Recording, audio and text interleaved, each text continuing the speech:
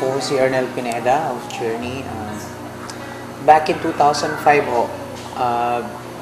katrabaho ako sa Hong Kong.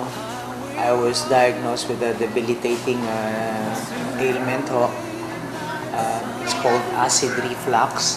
It went on for 6 months and then I was forced to resign kasi talagang nawawala na yung boses ko, and so umuwi ako dito sa Pilipinas.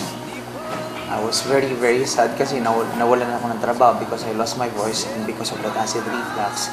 And then pagbalik ko rito, pag-uwi ko, na-meet namin ng asawa ko yung isang guy, and he introduced us to this machine. Ito nga. Nung una, I was very hesitant to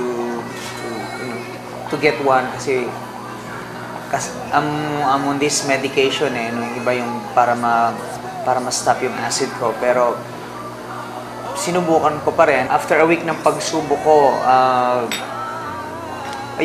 nagsimulang magbago yung pakiramdam ko, nabawasan yung acid ko, and then unti-unti nakaka-recover yung lalamunan ko. Doon ako nag-start na i-trust yung machine. So ginamit ko na siya regularly, and ginagamit namin sila ngayon sa meat.